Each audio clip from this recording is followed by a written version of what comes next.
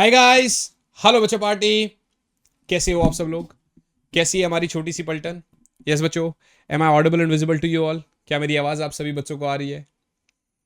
तो यार आज की इस क्लास में हम क्या करने वाले हैं? आज की इस क्लास में हम लोग सॉलिड्स का वन शॉट करने वाले हैं। सॉलिड्स को हम बहुत अच्छे तरीके से करने वाले हैं। बीच के अंदर बहुत सारे क्वेश्चंस भी करेंगे और काफी छोटे में मैंने निपटाने की कोशिश करी है। आपको बहुत मजे आएंगे। तो बस कॉपी पेन उठा लीजिए और शुरुआत करते हैं हम लोग सॉलिड्स के इस चैप्टर की। आपको बहुत ज्यादा मजे आएंगे। सॉलिड्स के अंदर आपको एक तो इलास्टिसिटी पढ़ना पड़ेगा। अब ये क्या होता है ये बताऊंगा मैं आपको। एक प्लास्टिसिटी पढ़ना रहेगा। इलास्टिसिटी क्या होता है, प्लास्टिसिटी क्या होता है ना? मतलब सॉलिड्स का इलास्टिक बिहेवियर क्या होता है, सॉलिड्स का प्लास्टिक बिहेवियर क्या होता है। फिर उसके बाद बेटा हम लोग इलास्टिक लिमिट पढ़ते हैं। फिर उसके बाद मेरे बच्चे हम लोग इलास्टिक लिमिट पढ़ते हैं बेटा। जैसे ही हम इलास्टिक लिमिट पढ़ते हैं फिर उसके बाद हम आपका मॉडुलस ऑफ इलास्टिसिटी पढ़ेंगे, जिसमें आपका यंग्स मॉडुलस आ जाएगा, बल्क्स मॉडुलस आएगा, मॉडुलस ऑफ रिजिडिटी पढ़ते हैं। ठीक है।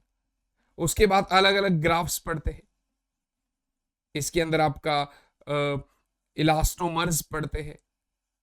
आपने छोटी छोटी क्लासेस में पढ़ा होगा डक्टिलिटी, मेलियाबिलिटी, ये सब चीजें हम पढ़ते हैं विद क्वेश्चंस। मजे आएंगे, काफी मजे आएंगे। काफी अच्छे तरीके से क्वेश्चंस भी करेंगे और ये सारे कॉन्सेप्ट्स भी पढ़ेंगे। इसके बाद बेटा फिर हम लोग पोटेंशियल एनर्जी का कॉन्सेप्ट भी पढ़ेंगे। कौन सी potential energy? Elastic potential energy. किसकी? एक वायर की, एक स्ट्रेच्ड वायर की। ठीक है। उसके बाद last but not the least we will study about Poisson's ratio. Sir कितने लेक्चर में खत्म हो जाएगा ये? मतलब कितने टाइम का लेक्चर, कितने टाइम का रहेगा? अगर मैं देखूं तो मेरे हिसाब से on an average with questions maximum 2.5 घंटे के आसपास, मैक्सिमम 2.5 से 3 घंटे।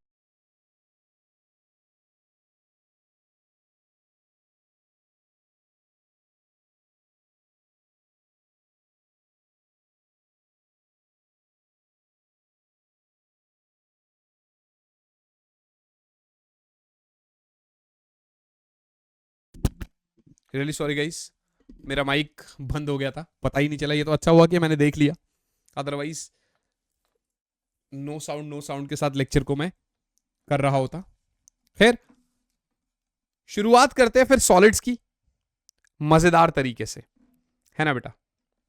तो तो शुरुआत करते हैं फिर सॉलिड्स की मजेदार तरीके से। सबसे पहले पहले मैं आपको क्या बता रहा हूं।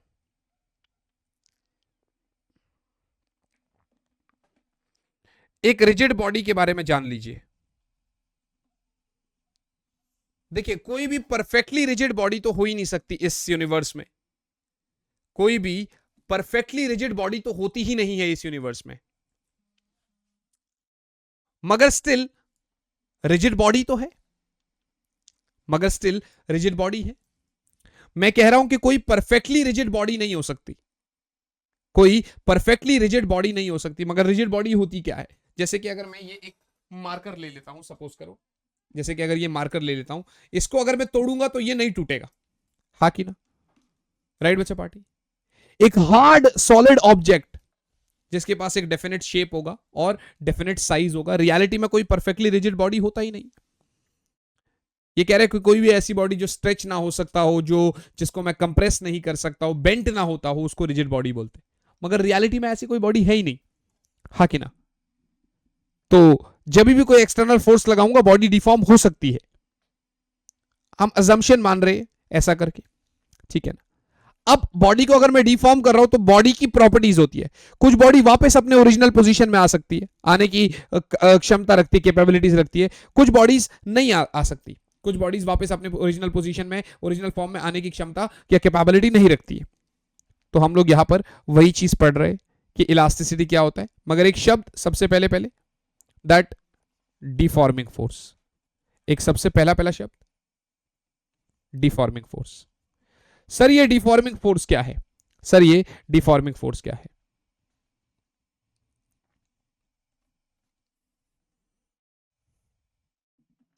एक ऐसा फोर्स बेटा, 2 मिनट होल्ड करिएगा बच्चे, सॉरी गाइस। हाँ, तो मैं कह रहा हूं कि डिफॉर्मिंग फोर्स क्या होता है। अगर मुझे डिफॉर्मिंग फोर्स के बारे में पढ़ाना है आपको, तो ये क्या होता है? तो एक ऐसा फोर्स जो बॉडी का साइज और शेप को चेंज कर सकता है ना, उसको हम डिफॉर्मिंग फोर्स कह सकते हैं। So I can say that a force which changes the size or shape of a body is called a deforming force.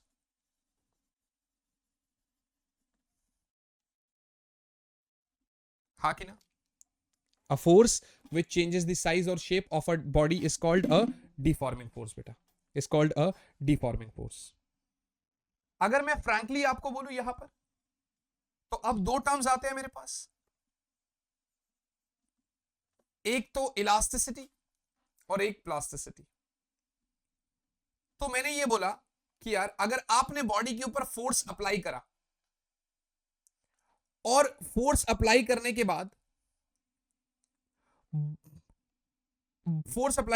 बाद बॉडी का साइज और शेप चेंज भी हो गया, मगर अगर वो फोर्स मैंने रिमूव करा और वो वापस अपने ओरिजिनल फॉर्म में आ गई, तो उसको इलास्टिक बॉडी कहूंगा।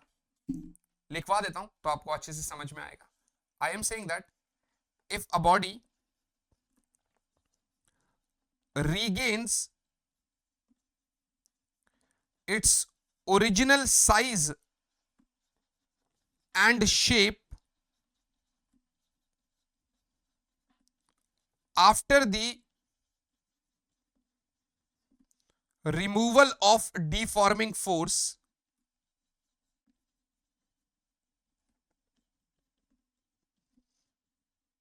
it is said to be elastic body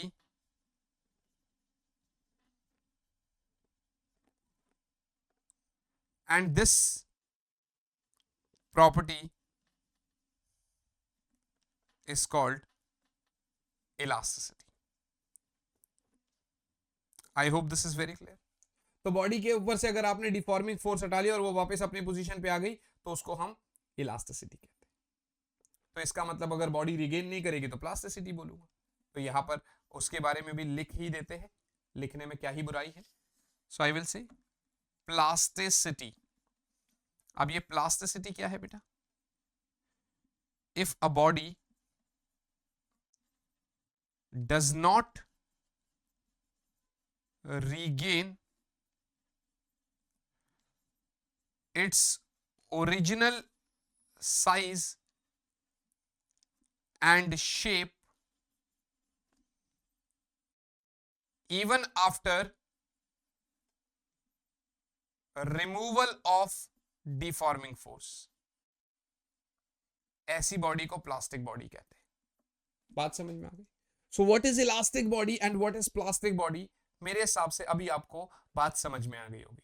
देखिए, कायदे से तो परफेक्टली इलास्टिक बॉडी या परफेक्टली प्लास्टिक बॉडी कोई होती नहीं है, मगर ये कहता है कि जैसे ही आपने फोर्स को रिमूव करा, ऑन द स्पॉट वो बॉडी जो है अपनी ओरिजिनल साइज और शेप पे वापस आ गई, तो उसको परफेक्टली इलास्टिक बोलते हैं। मगर परफेक्टली इलास्टिक बॉडी एक्चुअल में कोई होती नहीं है। क्वार्ट्ज फाइबर एक ऐसा शब्द माना जाता है जिसको हम बोलते हैं कि near about to perfectly elastic है, और परफेक्टली प्लास्टिक बॉडी भी कोई ऐसा होती नहीं है। बट पुट्टी या पैराफिन वैक्स ऐसे बॉडीज मानी जाती है जिसको कहते हैं कि नियरली अबाउट प्लास्टिक बॉडी है, nearly about. I hope this is very clear. ये तो बेसिक टर्मिनोलॉजीज है जो मेरे हिसाब से आपको क्लियर हो गए होंगे, मेरे हिसाब से आपने इसको कर लिए होंगे। अब ऐसा है ना कि डिफॉर्मिंग फोर्स से क्या चेंज आएगा, पोटेंशियल, ये सब चीजें हम पढ़ेंगे आगे जाके। 3-4 चीजें और पढ़ानी है मुझे आपको। जैसे कि क्या? 3-4 चीजें और पढ़ानी है मैंने आपको। जैसे कि क्या बेटा?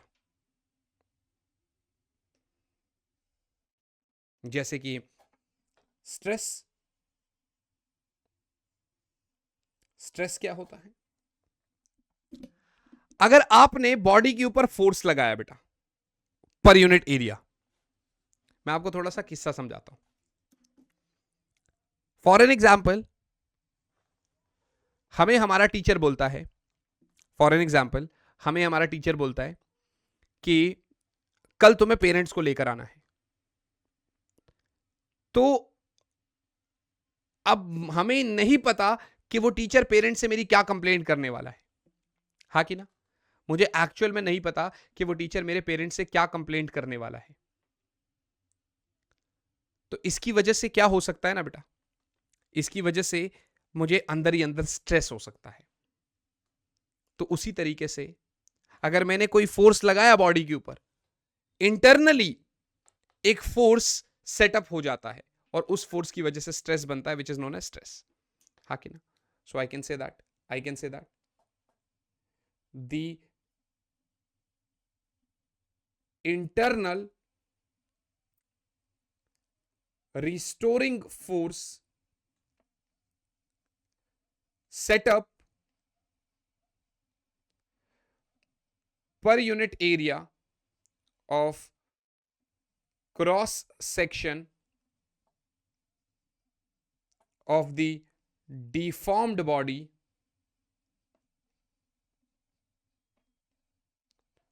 is called stress beta, is called stress. तो मैं कह सकता हूं कि stress is basically applied force पर यूनिट एरिया। स्ट्रेस को मैं क्या बोल सकता हूं? अप्लाइड फोर्स पर यूनिट एरिया। तो फोर्स पर यूनिट एरिया के यूनिट भी क्या हो सकता है? न्यूटन पर मीटर स्क्वायर। अलग अलग तरीके का स्ट्रेस होता है जिसको मुझे बेसिकली पढ़ना है, मगर उससे पहले एक और शब्द पढ़ते हैं, दैट इज स्ट्रेन। जब बॉडी के ऊपर फोर्स लगाया तो उसका कुछ जैसे लेंथ हो सकता है, एरिया हो सकता है, उसका पोजीशन में कुछ, पोजीशन भी नहीं बोल सकते इनफैक्ट, जब मैं बॉडी के ऊपर फोर्स लगाता हूं तो आप ये कह सकते हो कि उसके डायमेंशन में कुछ चेंज आया, तो वो change in dimension upon original dimension को स्ट्रेन बोलते हैं।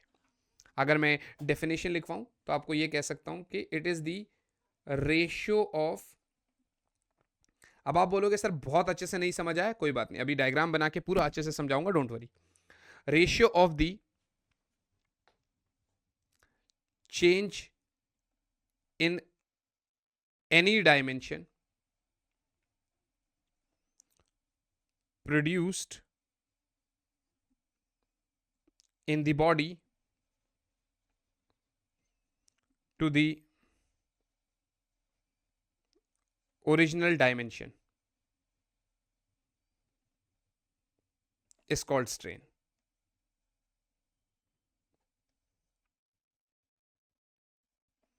Is called strain. इसका मतलब strain is change in dimension upon original dimension.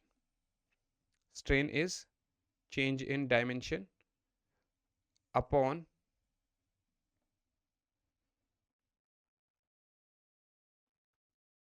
original dimension. Strain is change in dimension upon original dimension. पढ़ाऊंगा अभी, बताऊंगा कि कैसे कैसे क्या है। अगर आप देखोगे तो मेरे पास अलग अलग तरीके के स्ट्रेस है और अलग अलग तरीके के स्ट्रेन्स है, ये भी मैं पढ़ाऊंगा अभी। मगर उससे पहले मैं आपको एक कॉन्सेप्ट पढ़ाता हूं विच इज इलास्टिक लिमिट। क्या है? मैंने बॉडी के ऊपर फोर्स लगाया, तो फोर्स लगा रहा हूं, एक टाइम के बाद वो बॉडी टूट सकती है, हाँ कि ना? या यूं कह दो कि मैं फोर्स लगा रहा हूं, वो बॉडी वापस अपने ओरिजिनल पोजीशन में आ रही है, फोर्स लगा रहा हूं फिर आ रही है, फोर्स लगा रहा हूं फिर आ रही है। एक टाइम ऐसा आया कि मैंने फोर्स लगाया, अब वो अपनी ओरिजिनल पोजीशन में नहीं आ पाएगी, उसके अंदर हल्का सा चेंज आ गया। तो जब तक वो ओरिजिनल पोजीशन में वापस आ रही थी, मैक्सिमम उतना स्ट्रेस जो उसके अंदर वो बर्दाश्त कर पा रही थी, उसको इलास्टिक लिमिट बोलते हैं। लिखवा देता हूं तो आपको अच्छे से समझ में आएगा, लिखवा देता हूं तो आपको अच्छे से समझ में आएगा बेटा। So I will say elastic limit. ये इलास्टिक लिमिट क्या है बेटा? The maximum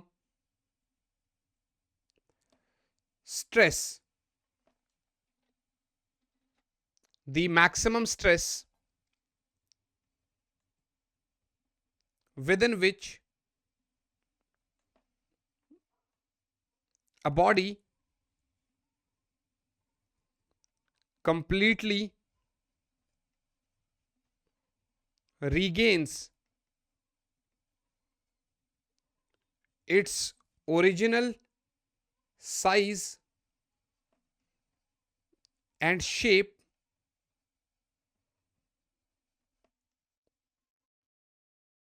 after the removal of deforming force is called elastic limit. हाँ कि ना? तो इसका मतलब अगर इलास्टिक लिमिट से ज्यादा स्ट्रेस लग गया फिर तो वो उसमें कुछ परमानेंट चेंज आ जाएगा। तो आप ये एक लाइन ऐसा भी लिख सकते हो कि if the deforming force exceeds the elastic limit, the body acquires a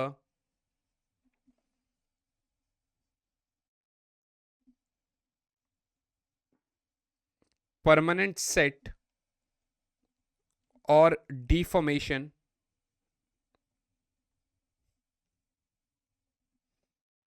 and is said to be overstrained।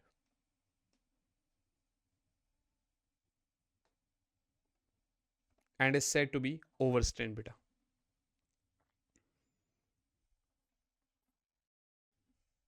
तो इसके बाद जो मेरे पास बचता है ना बेटा, दैट इज बेसिकली, ये बार बार क्यों पेज आ रहा है, दैट इज बेसिकली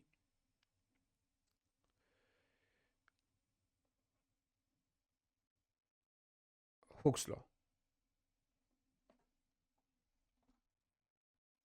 तो मैं हुक्स लॉ की बात करता हूं। हुक्स लॉ में दो लॉज दिए गए, एक मॉडिफाइड और एक पहले दिया था। तो हुक ने क्या बोला कि अगर वायर में, अगर आप वायर के ऊपर फोर्स लगाओगे तो वायर में एक्सटेंशन आएगा, बड़ा ऑब्वियस सी बात है।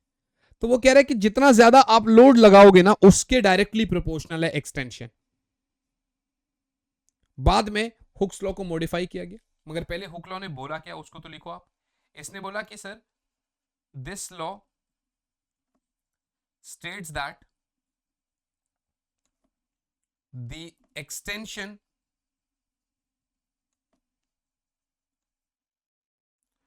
produced in a wire is directly proportional to the load applied।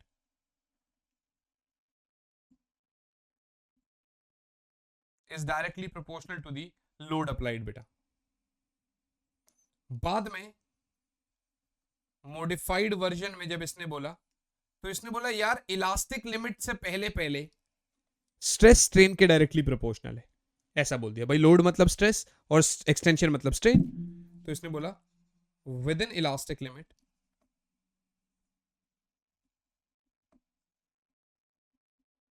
within elastic limit the stress is directly proportional to the strain। the stress is directly proportional to strain बेटा। within elastic limit the stress is directly proportional to strain बच्चे। Elastic limit के अंदर अंदर stress जो है वो strain के directly proportional है। स्ट्रेस जो है वो स्ट्रेन के डायरेक्टली प्रोपोर्शनल। तो इसका मतलब अगर स्ट्रेस स्ट्रेन के डायरेक्टली प्रोपोर्शनल है तो मैं ये कह सकता हूं कि स्ट्रेस अपॉन स्ट्रेन जो होगा वो कुछ कांस्टेंट के बराबर होगा, और इसी कांस्टेंट को हम लोग मॉडुलस ऑफ इलास्टिसिटी कहते हैं। इसी कांस्टेंट को हम लोग मॉडुलस ऑफ इलास्टिसिटी कहते हैं बेटा। यही वो कांस्टेंट है जिसको हम लोग मॉडुलस ऑफ इलास्टिसिटी कहते हैं। इसी कांस्टेंट को हम लोग मॉडुलस ऑफ इलास्टिसिटी कहते हैं। जैसे ही हमने हुक्स लॉ पढ़ा,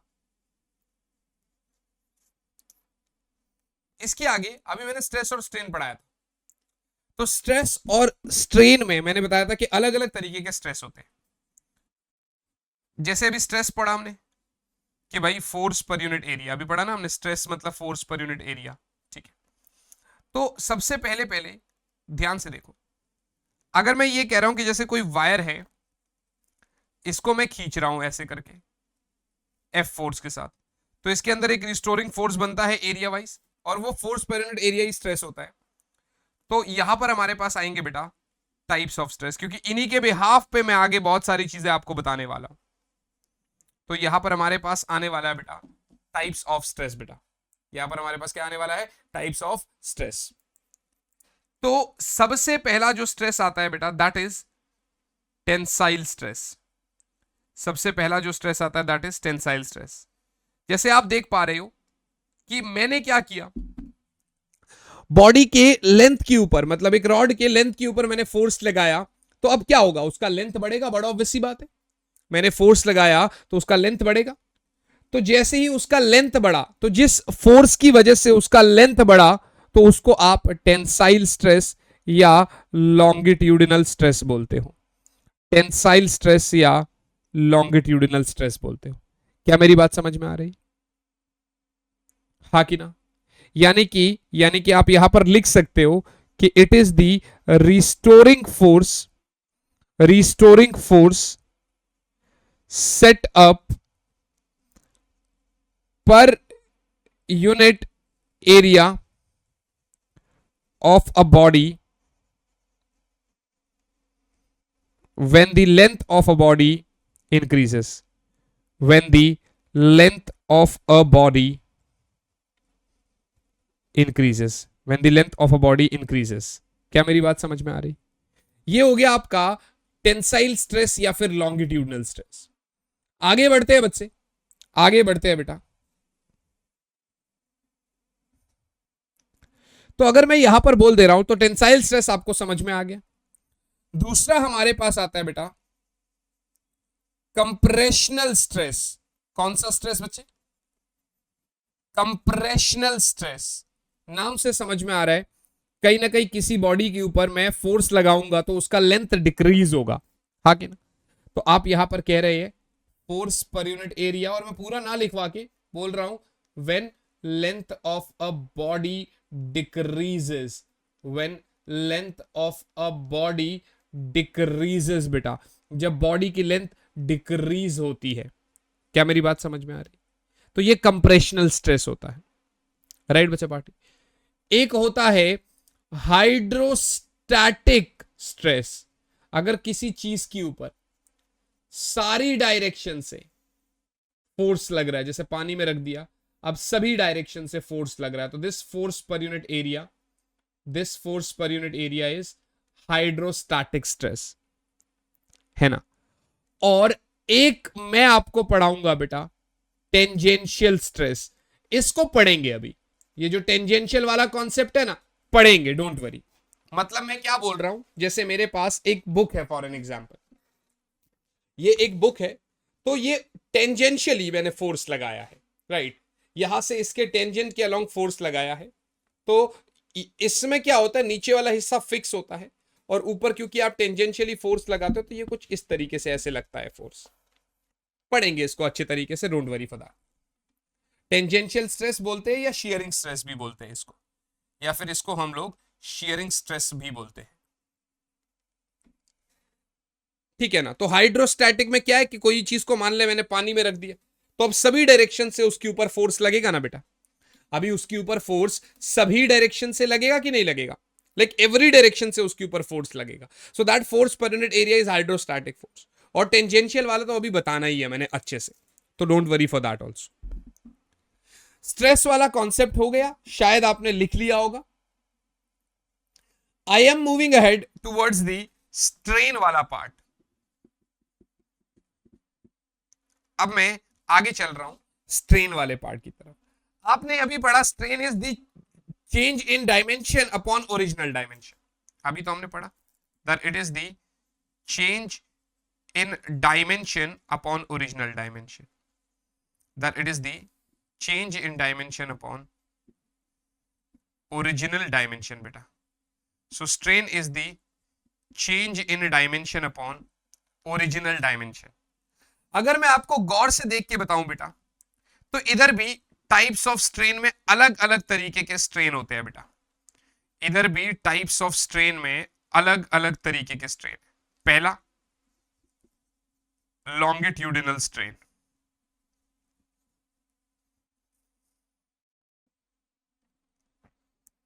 पहला लॉन्गिट्यूडिनल स्ट्रेन, जिसको मैं आपको बोल देता हूं डेल्टा एल बाय एल, मानी change in length upon original length, तो लेंथ वाइज जो है। दूसरा वॉल्यूमेट्रिक स्ट्रेन, जब किसी बॉडी के ऊपर वॉल्यूमेट्रिक स्ट्रेन, जब किसी बॉडी के ऊपर फोर्स लगाते हैं, उसकी वजह से अगर वॉल्यूम में चेंज आया डेल्टा वी बाई वी, तो उसको वॉल्यूमेट्रिक स्ट्रेन बोलते हैं। और एक आपका आता है बेटा वही शियर स्ट्रेन बोल लो, टेंजेंशियल स्ट्रेन बोल लो, ये तो समझाना है मैंने आपको। ये शियर स्ट्रेन जो है ना, ये मैंने समझाना है। क्या मेरी बात समझ में? ये मुझे आपको अच्छे से समझाना है, डोंट वरी फॉर दिस। तो मैंने आपको हुक्स लॉ बोला, विच इज दी, हमने क्या बोला हुक्स लॉ आपको, मॉडिफाइड हुक्स लॉ में हमने क्या बोला था कि अंडर इलास्टिक लिमिट इलास्टिसिटी बराबर स्ट्रेस अपॉन स्ट्रेन। आपने पढ़ा था ना, stress is directly proportional to strain, right बच्चा? पार्ट क्लियर है? तो अगर मैं यहां से बोलता हूं, तो अगर मैं एक ग्राफ बना रहा हूं, तो इसका मतलब आप क्लियरली कह सकते हो लोड अप्लाइड का मतलब स्ट्रेस, राइट? लोड अप्लाइड का मतलब स्ट्रेस, और इसकी जगह पे आप कह सकते हो एक्सटेंशन। यहां पे आप कह सकते हो एक्सटेंशन बेटा, ये रहा। सो लोड अप्लाइड और यहां पर आपका एक्सटेंशन। This is clear. अब क्योंकि आपने बोला स्ट्रेस अपॉन स्ट्रेन इलास्टिसिटी के बराबर होता है, तो ये इलास्टिसिटी का क्या कॉन्सेप्ट, क्या पढ़ना है, इसको किस तरीके से करेंगे, ये आपको बता रहा हूं। So I will study modulus of elasticity. क्या पढ़ेंगे बच्चे? हम लोग पढ़ेंगे बेटा मॉडुलस ऑफ इलास्टिसिटी बेटा। तो हम लोग क्या पढ़ने वाले हैं बेटा? मॉडुलस ऑफ इलास्टिसिटी बच्चे। हम लोग क्या पढ़ने वाले हैं बेटा? मॉडुलस ऑफ इलास्टिसिटी बेटा। अब ये मॉडुलस ऑफ इलास्टिसिटी क्या है बच्चे? अब ये मॉडुलस ऑफ इलास्टिसिटी क्या है बेटा? इसके अंदर आपने वही तो बोला, E which is stress upon strain. ये भी अलग अलग तरीके का होता है, ठीक है ना? ये भी अलग अलग तरीके का होता है। तो अलग अलग तरीके का बार बार लिखने से बेटर है पहला पढ़ लो आप, Young's modulus of elasticity. Sir क्या है ये यंग्स मॉडुलस ऑफ इलास्टिसिटी? पहला कॉन्सेप्ट है बेटा यंग्स मॉडुलस ऑफ इलास्टिसिटी। मेरे बच्चे, पहला कॉन्सेप्ट है बच्चे यंग्स मॉडुलस ऑफ इलास्टिसिटी बेटा। सर ये यंग्स मॉडुलस ऑफ इलास्टिसिटी क्या बोल रहा है हमसे? इसको ऐसा कैपिटल वाई से डिनोट करते हैं बेटा, इसको ऐसा कैपिटल वाई से डिनोट करते हैं। ये मुझे कहता है कि इलास्टिक लिमिट के अंदर लॉन्गिट्यूडनल स्ट्रेस और लॉन्गिट्यूडनल स्ट्रेन का जो रेशियो होता है वो यंग्स मॉडुलस ऑफ इलास्टिसिटी। देखिए modulus of elasticity stress upon strain का रेशियो है, मगर कौन से स्ट्रेस और कौन से स्ट्रेन का रेशियो है उसके बिहाफ पे हमने अलग अलग नाम से डिसाइड किया गया है, ठीक है ना? ठीक है ना? अब आप देखो बहुत सारे बच्चों का ये क्वेश्चन होगा कि सर ये मॉडुलस ऑफ इलास्टिसिटी होता क्या है? अगर मैं फ्रैंकली बोलूं तो कितना स्ट्रेस अप्लाई किया उसकी वजह से कितना स्ट्रेन आया, वो होता है मॉडुलस ऑफ इलास्टिसिटी।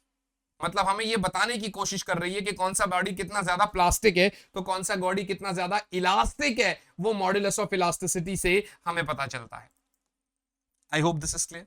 तो अगर कोई आपसे पूछे sir what is Young's modulus of elasticity, तो आप सीधा सीधा कह दो कि sir with in the elastic limit the ratio of longitudinal stress to the longitudinal strain, the ratio of longitudinal stress to the longitudinal strain is called Young's modulus of elasticity. Young's modulus of elasticity. I guess this is very clear. तो अगर मैं इसको और अच्छे से explain करूँ आपको, तो मैंने कहा कि चलिए एक वायर है ऐसे ऊपर से सस्पेंडेड है, ठीक है ना, इस तरीके से ये वायर ऊपर से ऐसे सस्पेंडेड है। अगर आप गौर से देखोगे बेटा तो ये वायर है, ध्यान से देखना, इसके ऊपर मैंने फोर्स लगाया, एफ फोर्स। जैसे ही मैं इसके ऊपर एफ फोर्स लगा रहा हूं, ये ए एरिया है, इस एफ फोर्स ने ये डेल्टा एल लेंथ बढ़ाया मेरा, और ये एल इसका ओरिजिनल लेंथ। तो यहां से मुझे क्या समझ में आया बेटा कि यार यंग्स मॉडुलस ऑफ इलास्टिसिटी जो है ना बेटा, जो मेरा यंग्स मॉडुलस ऑफ इलास्टिसिटी, वो कहता है भैया लॉन्गिट्यूडनल स्ट्रेस मानी force upon area, longitudinal strain मतलब डेल्टा एल बाय एल। समझ आया? यानी कि ये हो गया एफ इंटू एल, ये हो गया F into L bye A into delta L बेटा, ये हो गया F into L by A into delta L. Cross sectional एक सर्कुलर वायर है, मतलब इसका क्रॉस सेक्शन, तो आप इसको ऐसा भी लिख सकते हो, F by pi are square L by delta L. अगर इसके यूनिट की बात करोगे तो देखिए स्ट्रेन का कोई यूनिट होता नहीं, तो इसका यूनिट भी न्यूटन पर मीटर स्क्वायर ही है, ठीक है ना, तो आपको ये भी घबराने वाली बात नहीं है इसमें। तो ये रहा आपका modulus of elasticity. I guess you are very right, very okay with this. Please इसको नोट डाउन करिए, ठीक है ना, प्लीज इसको नोट डाउन करिए, फिर आगे बढ़ेंगे। जैसे ये मैंने मॉडुलस ऑफ इलास्टिसिटी पढ़ाया आप, तो अब मैं क्या सोचता हूं कि चलो यार एक काम करते हैं, थोड़ा सा मॉडुलस ऑफ इलास्टिसिटी के ऊपर एक दो सवाल करते हैं, फिर बल्क मॉडुलस, फिर ऐसे शेयर मॉडुलस पढ़ते हैं। मुझे आधे मिनट का समय दीजिएगा, I will be back with in half a minute, है ना। सिर्फ थोड़ा सा वॉशरूम हो गया रहा।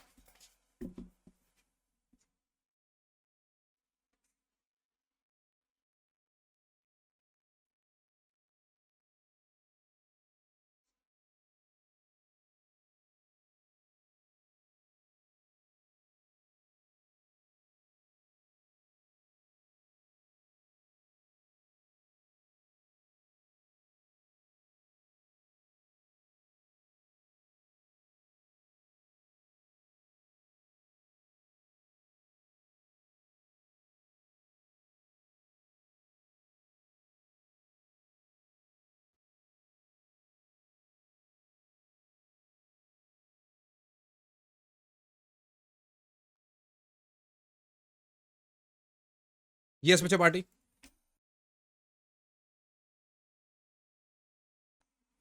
मेरे हिसाब से यंग्स मॉडुलस ऑफ इलास्टिसिटी अपने को क्लियर है। आओ थोड़ा सा क्वेश्चंस करते हैं इसके ऊपर, फिर आगे बढ़ेंगे।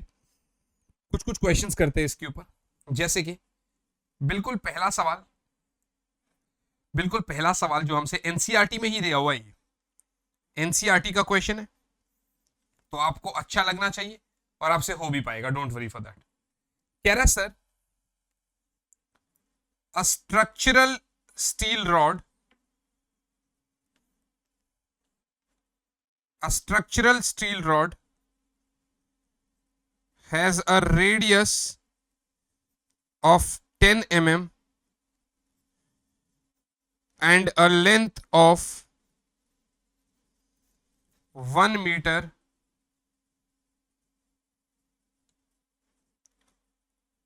A 100 kilonewton force F stretches it along its length बेटा, stretches it along its length. Calculate पहला the stress, दूसरा बेटा elongation, तीसरा strain on the rod, तीसरा strain on the rod, ठीक है ना। यंग्स मॉडुलस दे रखा है 2 इंटू 10 की पावर 11 न्यूटन पर मीटर स्क्वायर। क्वेश्चंस आपके सामने हैं, आपको करना क्या है, पहले देखना है, सोचना है, फिर उसके बाद इसका आंसर करना है। कह रहा है सर एक स्ट्रक्चरल स्टील रॉड है जिसका रेडियस 10 mm है और जिसकी लेंथ जो है वो 1 मीटर है। एक 100 किलो न्यूटन फोर्स जो है ये इसके मतलब इसको स्ट्रेच करता है, तो आपको स्ट्रेस, एलोंगेशन और रॉड के ऊपर स्ट्रेन बताना है।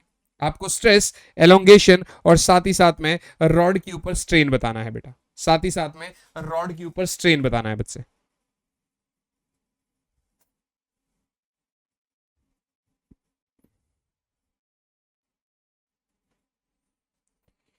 यस बच्चा पार्टी।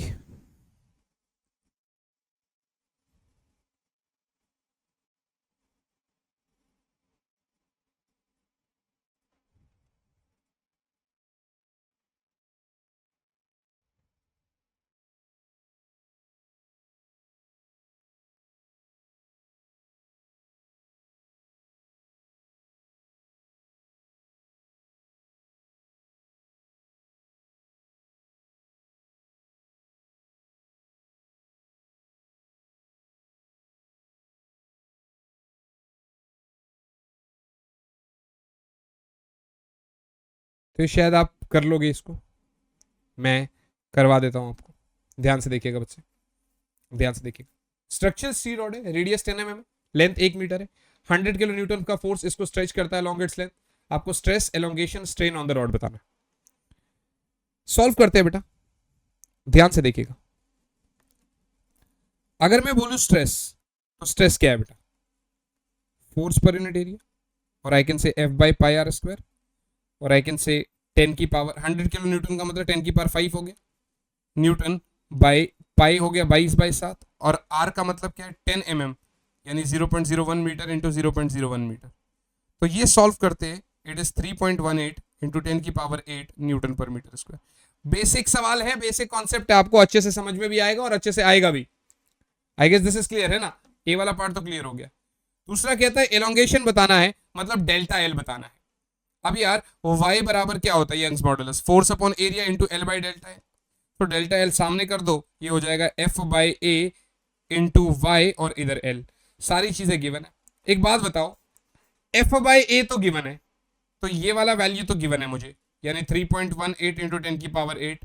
क्यों बार बार अपने आप को खराब करना? और एल का वैल्यू कितना है भैया?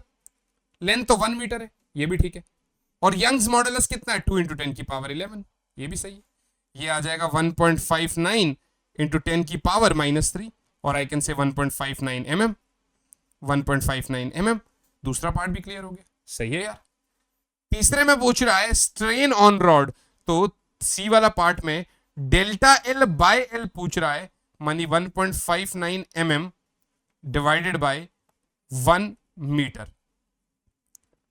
तो ये हो जाएगा आपका 1.59 इंटू 10 की पावर -3। ये आपका डेल्टा एल बाय एल हो गया। अगर परसेंटेज पूछता तो आप 100 से मल्टीप्लाई करते इसको। फिर क्या मेरी बात समझ में आ रही? तो ये आपका 0.16% आता फिर, यानी इसको आप ऐसा भी लिख सकते 0.16%। एनसीईआरटी का क्वेश्चन था, मेरे हिसाब से आसानी से आप इसको कर सकते थे, हाँ कि ना बेटा? I guess there is not any sort of problem in this question. कभी अगर इस तरीके का क्वेश्चन आ जाएगा तो आप इजीली सॉल्व कर लोगे बेटा। एक बहुत चर्चित सवाल जो स्कूल में भी हर एक टीचर देता है, और ये एनसीईआरटी का ही सवाल है जो मैं आपको कराना चाहता हूं। बहुत चर्चित क्वेश्चन है, स्कूल में भी देता है टीचर, और एनसीईआरटी का क्वेश्चन भी है। स्कूल और एनसीईआरटी का क्वेश्चन भी है। कौन सा सवाल? आइए बढ़ते हैं सवाल की तरफ। कौन सा सवाल? आइए बढ़ते हैं सवाल की तरफ बेटा। So the question here is again NCERT का क्वेश्चन, और केवी के अकॉर्डिंग अगर देखो तो ये पिछले काफी सालों में ये क्वेश्चन आ भी रखा है। क्वेश्चन क्या है? A composite wire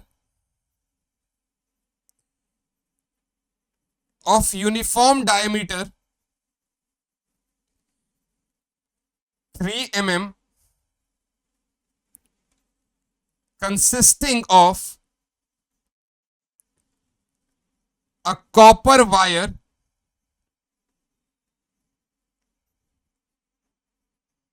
of length 2.2 meter and a steel wire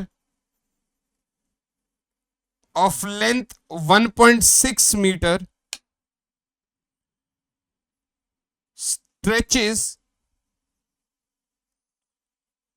under a load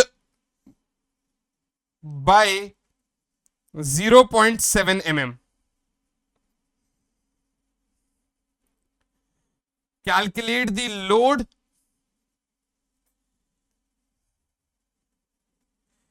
given that Young's modulus for copper is 1.1 into 10 की power 11 Pascal and Young's modulus for steel is 2 into 10 की power 11 Pascal. सवाल आपके सामने है, जवाब आपको सोचना है और फिर आप सोचिए, फिर मैं बताऊंगा आपको। पहले आप सोचिए, फिर मैं बताऊंगा आपको।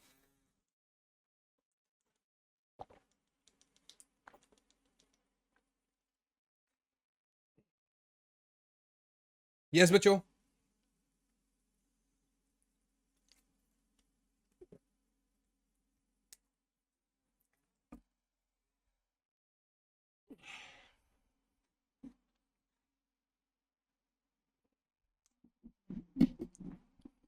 हाँ जी बच्चों पार्टी,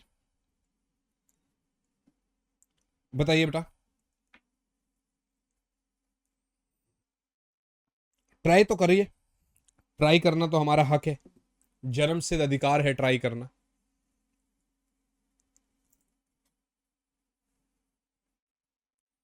ये कॉपर और स्टील के वायर एक के बाद एक ज्वाइन करे गए हैं। बताता हूं मैं आपको, बताता हूं क्या कह रहे हैं। कंपोजिट वायर है, डायमीटर यूनिफॉर्म है, यानी रेडियस यूनिफॉर्म है। कॉपर वायर का लेंथ भी दे रखा है, स्टील वायर का लेंथ भी दे रखा है, और लोड सेम है, ठीक है ना। तो वो लोड क्या है, ठीक है, पहले गिवन लिख लो। ऐसे क्वेश्चन में सबसे पहले पहले आपको गिवन लिखना है। रेडियस कितना है, 3/2 mm, क्योंकि डायमीटर 3 है ना, तो 1.5 इंटू 10 की पावर -3 मीटर, ये भी ठीक है। Length of copper wire is 2.2 metre, length of steel wire is 1.6 metre. तो delta L C plus delta L S क्या होगा, 0.7 mm गिवन है ये तो, यानी 0.7 इंटू 10 की power -3 metre. Young's modulus of copper is 1.1 into 10 की पावर 11 पास्कल, और Young's modulus for steel is 2 into 10 की पावर 11 पास्कल। क्योंकि सेम लोड अप्लाई करा गया है, सेम लोड अप्लाई करा गया है बेटा, तो मैं यही कहूंगा स्ट्रेस क्या होगा, फोर्स अपॉन एरिया, जिसको आप आगे जाके सीधा सीधा यंग्स मॉडुलस इनटू स्ट्रेन भी बोल सकते हैं। बोलिए क्यों भैया, यंग्स मॉडुलस बराबर स्ट्रेस अपॉन स्ट्रेन, यानी कि इसको आप y into delta L by L भी बोल सकते हैं। अगर देखा जाए तो फोर्स बराबर है, तो इसका मतलब यार स्ट्रेस बराबर है ना फोर्स पर यूनिट एरिया। आप ऐसा कह सकते हो ना कि stress on copper wire is equals to stress on steel wire. जो स्टील वायर के ऊपर स्ट्रेस है वही कॉपर वायर के ऊपर स्ट्रेस है, यानी Young's modulus into copper wire delta L C by L C बराबर Young's modulus steel wire delta L S by L S बेटा। And I hope this is very very clear to you, I hope this is very very clear to you.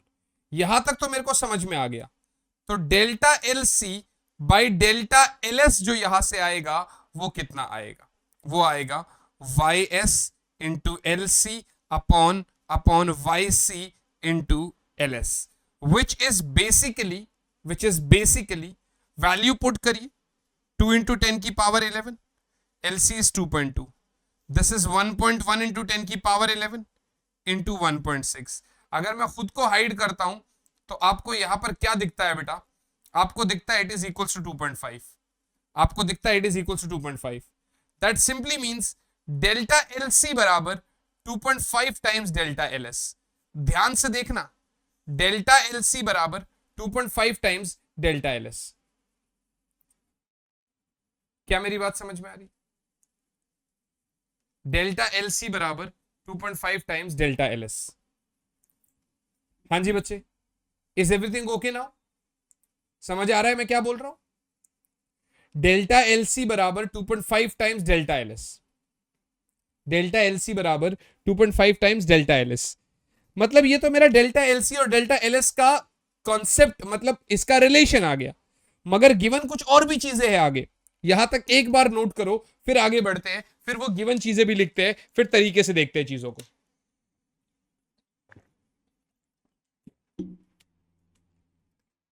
हाँ जी बच्चों, come on guys, yes बच्चे party, yes बच्चों, please do this, फिर आगे बढ़ते हैं। बताइए बेटा।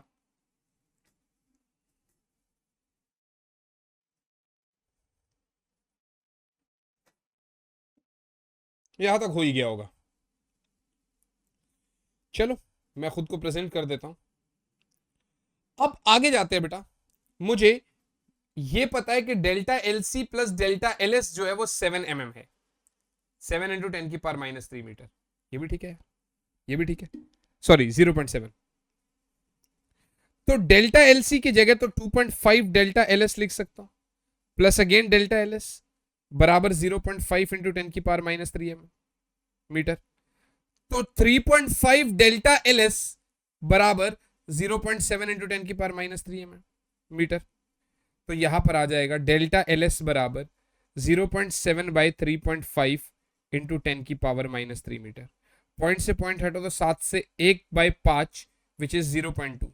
तो डेल्टा एल एस को मैं लिख सकता हूं 2 इंटू 10⁻⁴ मीटर। ये भी सही है यार। तो डेल्टा एल सी कितना होगा, 2.5 delta L S which means 2.5 into 2 into 10⁻⁴, और आई कैन से 5 इंटू 10⁻⁴ मीटर। क्या मेरी बात समझ में आ गई?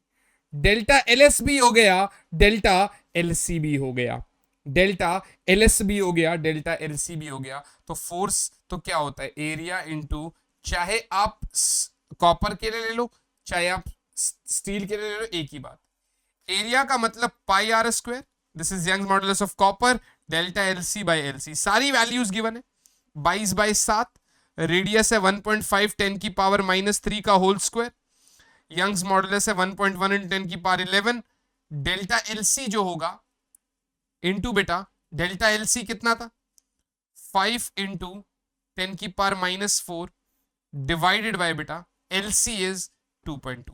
पूरा सॉल्व करेंगे 176.8 न्यूटन आना है। This is what they were asking us, this is what they asked for, this is what our answer is.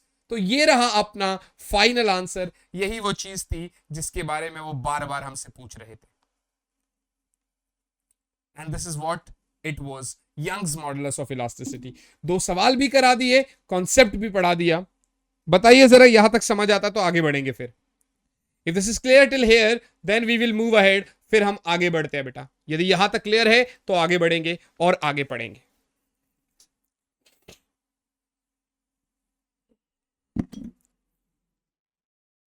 हो गया होगा क्लियर, है ना? हो गया होगा क्लियर। अब आगे बढ़ेंगे बेटा, अब आगे बढ़ेंगे बेटा। तो आगे क्या करते हैं बच्चे? आगे पढ़ेंगे बच्चे, बल्क मॉडुलस ऑफ इलास्टिसिटी।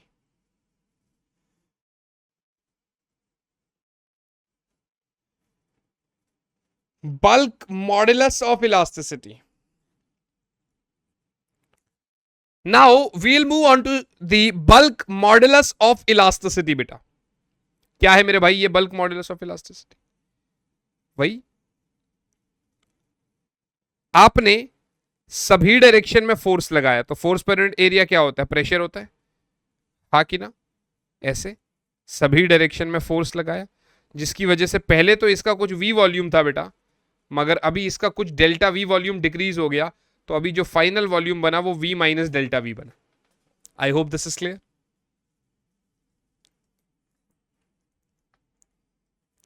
तो यहां पर मुझसे पूछा बल्क मॉडुलस ऑफ इलास्टिसिटी क्या मतलब, पहले मैं लिखवाता हूं फिर समझाता हूं।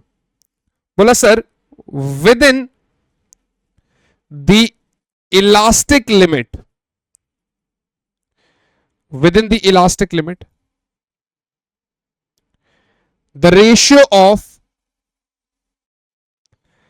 normal stress to the volumetric strain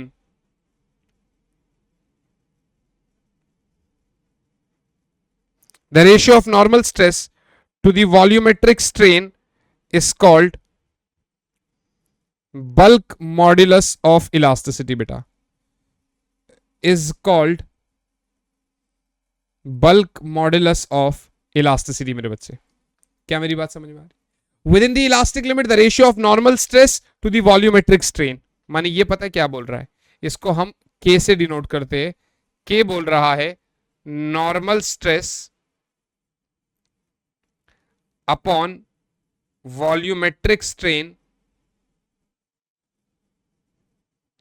और I can say it is like F by A upon delta V by V so K is like F into V by A into delta V बेटा हाँ कि ना अब ये तो P होता है और असल में इसको मैं minus P into V by delta V लिखता हूं माइनस का मतलब क्या है because delta V is decreasing because delta because volume is decreasing because volume is decreasing therefore K is negative क्योंकि वॉल्यूम डिक्रीज हो रहा है बेटा तो इसीलिए मेरा के क्या है नेगेटिव है क्योंकि वॉल्यूम डिक्रीज हो रहा है मेरे बच्चे इसीलिए मेरा के क्या है नेगेटिव है बेटा इसलिए मेरा के क्या है नेगेटिव है जिस तरीके से बल्क मॉड्यूलस है आप ऐसा ही एक और फैक्टर होता है जिसको हम बोलते हैं कंप्रेसिबिलिटी यहां तक प्लीज पढ़िए फिर आगे बताते हैं इसके ऊपर भी अभी क्वेश्चंस कराने हैं मैंने अभी यंग्स मॉड्यूलस ऑफ इलास्टिसिटी पढ़ा अब हम बल्क मॉड्यूलस ऑफ इलास्टिसिटी पढ़ा हमने अब इसके ऊपर क्वेश्चंस करेंगे अब हम इसके ऊपर क्वेश्चंस करेंगे अब हम इसके ऊपर क्वेश्चंस करेंगे बेटा सो विल मूव अहेड आइए देखते हैं के बराबर minus PV by delta we अब हम बढ़ते हैं बेटा कंप्रेसिबिलिटी की तरफ अब हम बढ़ेंगे मेरे बच्चे कंप्रेसिबिलिटी की तरफ बल्क मॉडुलस का रेसिप्रोकल जो होता है ना उसको हम कंप्रेसिबिलिटी बोलते हैं यस यस यस बेटा तो the reciprocal of the bulk modulus of a material is called its compressibility अभी क्वेश्चंस करेंगे ना तो सब कुछ बहुत अच्छे से समझ में आएगा डोंट वरी तो इसको मैंने कुछ भी लिख लो आप ये हो जाएगा आपका बी लिख लो 1/k कंप्रेसिबिलिटी क्या हो गया बेटा 1/k तो अभी मैं आपको कुछ कुछ क्वेश्चंस दूंगा बल्क मॉडुलस से रिलेटेड फिर आपको अभी मैं कुछ कुछ क्वेश्चंस दे रहा हूं फिर आपको मजे आएंगे समझ तो आई गया होगा ये चीज बिल्कुल पहला सवाल ये रहा आपके सामने कह रहा sir the pressure of a medium is changed from 1.01 into 10 raised to the power 5 Pascal to 1.165 into 10 raised to the power 5 Pascal and change in volume is 10% beta keeping temperature constant find the bulk modulus of the medium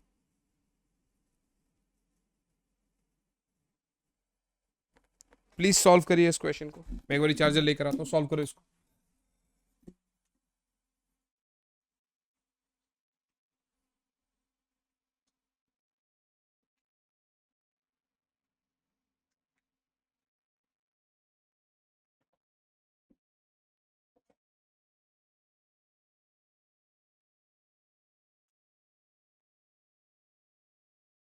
हाँ जी बच्चे,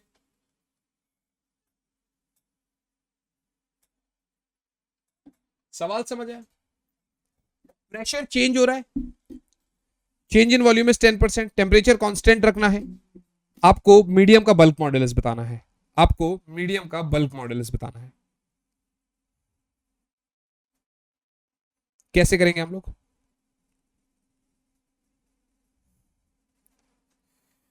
कैसे करेंगे हम लोग इसको? कैसे करने वाले हम इसको? मैं बता देता हूं।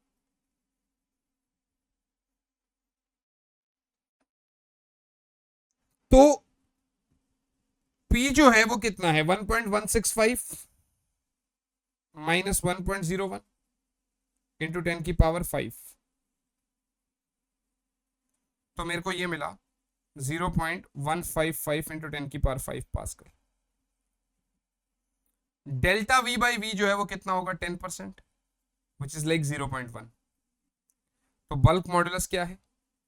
P by delta V by V, which is again 0.155 into 10⁵ by 0.1, or I can say it is 1.55 into 10⁵ Pascal.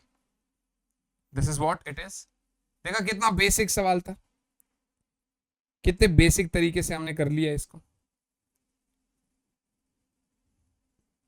एक अच्छा सा क्वेश्चन दे रहा हूं मैं अब, इसके बाद एक अच्छा सा क्वेश्चन दे रहा हूं जिसमें आपको मजे आएंगे। थोड़ा पानी पी लेता हूं। एक अच्छा सा क्वेश्चन दे रहा हूं जिसमें आपको मजे आएंगे, don't worry.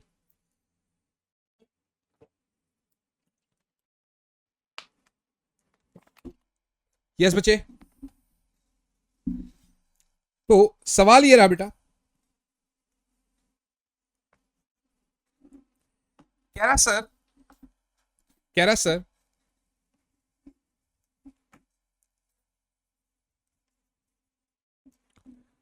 a solid cube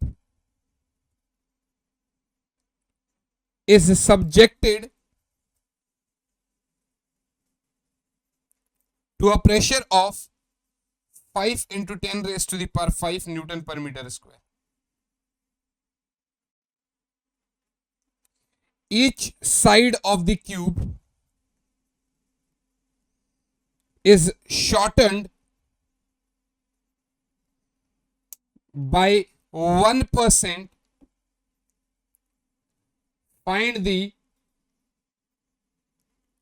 volumetric strain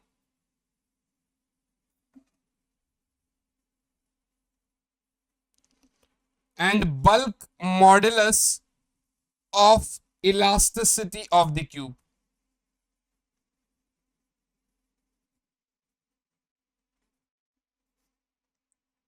कह रहा है सर एक सॉलिड क्यूब है, उसके ऊपर कुछ प्रेशर लगाया है, हर एक साइड को हमने 1% से छोटा कर दिया, तो आपको वॉल्यूमेट्रिक स्ट्रेन बताना है और साथ ही साथ में बल्क मॉडुलस भी बताना है, और साथ ही साथ में बेटा बल्क मॉडुलस भी बताना है, और साथ ही साथ में मेरे बच्चे बल्क मॉडुलस भी बताना है। ट्राई करना तो हमारा हक है, बाकी देखेंगे क्या कैसे है क्या नहीं है। हाँ कि ना बेटा? यस बच्चा पार्टी?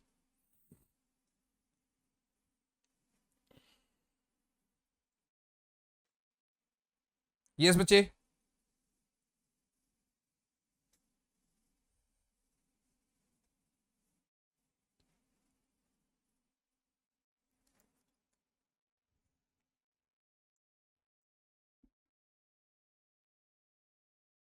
चलो यहां तक तो क्लियर हो ही गए। आइए देखते हैं, सॉल्व करते हैं। सबसे पहले पहले तो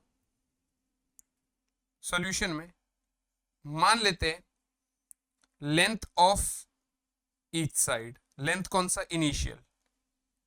इनिशियल लेंथ जो होगा हर एक साइड का क्यूब का कितना? एल मान रहे हैं,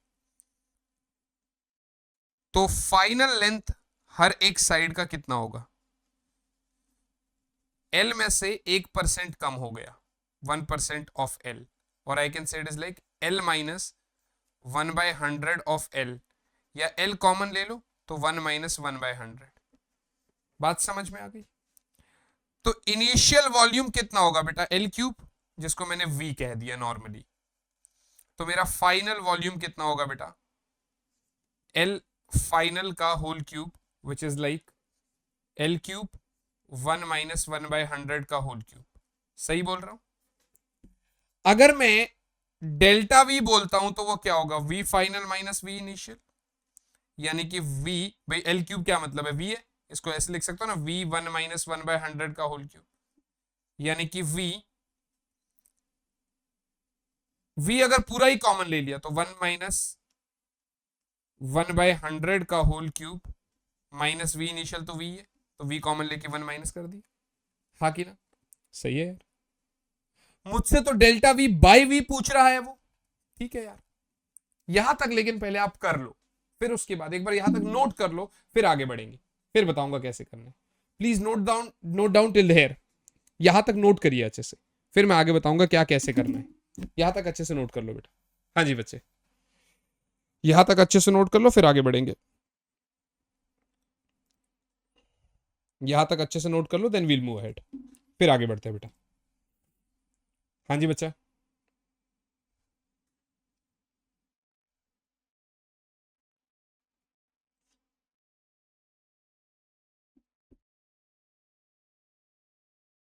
ठीक है, देखते हैं। तो मैंने कहा यार डेल्टा वी जो है वो वी है 1 माइनस 1/100 का होल क्यूब -1। हमसे पूछ रहा है delta V by V, volumetric strain बोला, तो वी 1 माइनस 1/100 का whole cube -1 divided by V, ठीक है ना, वी से वी काट दो तो यहां बचता है 1 माइनस 1/100 का होल क्यूब -1, और I can say it is like, क्योंकि ये बाइनोमियल थ्योरम है, 1/100 1 से बहुत छोटा है, तो 1 माइनस 3 मल्टीप्लाई हो जाएगा, और फिर फाइनली -1, 1 से 1 कट जाएगा यहाँ पर, हाँ कि ना, तो ये मुझे बचता है -3/100, -3/100, और I can say it is like -0.03, -0.03। अभी नॉर्मल स्ट्रेस क्या है, जो प्रेशर है, विच इज 5 × 10⁵ न्यूटन पर मीटर स्क्वायर, तो मेरा बल्क मॉडुलस क्या हो जाएगा, normal stress over volumetric strain. अभी नॉर्मल स्ट्रेस तो 5 × 10⁵, ये हो जाएगा 0.03, तो ये हो जाएगा 1.67 × 10⁷ न्यूटन पर metre square. This is what our answer is, this is what our answer is. समझ में आया डेल्टा वी बाई, हाँ कि ना बेटा? सेम कॉन्सेप्ट है ना। अगर मैं इसको परसेंटेज एरर से भी बोलूंगा तो वही delta V by V is like V final minus V initial upon V into 100। तो ये मेरे हिसाब से तो अच्छे से क्लियर हो गया ये आपको, मतलब अभी भी अगर कभी भी आपसे इस तरीके का क्वेश्चन पूछेगा तो आप आसानी से सॉल्व कर सकते, बहुत आसानी से। चलो एक होमवर्क क्वेश्चन देता हूं जो घर पे आपने ट्राई करना है। Here we go with the homework question. Homework है ये, फिर आगे बढ़ेंगे नेक्स्ट टॉपिक पे। The average depth of Indian ocean is about 3000 metre. Indian ocean की average depth about 3000 metre. Calculate the fractional compression delta V by V of water at the bottom of the ocean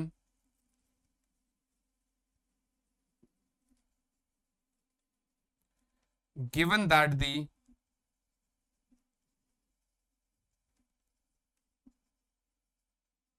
bulk modulus of water is 2.2 × 10⁹ Newton per meter square. I hope this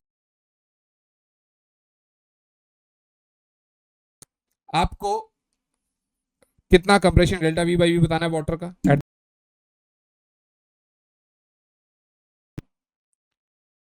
इसको homework question ले लेना, इसको खुद try कर लेना, इसके बाद मैं आपको अगला टॉपिक कराऊंगा। राइट बच्चा पार्टी, अब जो हम करने वाले हैं that is modulus of rigidity, modulus of rigidity, या फिर जिसको हम बोलते हैं शेयर मॉडुलस, या फिर जिसको हम बोलते हैं बेटा शेयर मॉडुलस। अब ये मॉडुलस ऑफ रिजिडिटी क्या है और किस तरीके से हम इसको करने वाले हैं, इस बात के ऊपर आते हैं और अच्छे से समझते हैं। इसके भी कुछ कुछ क्वेश्चंस करेंगे, don't worry for that also, ठीक है ना।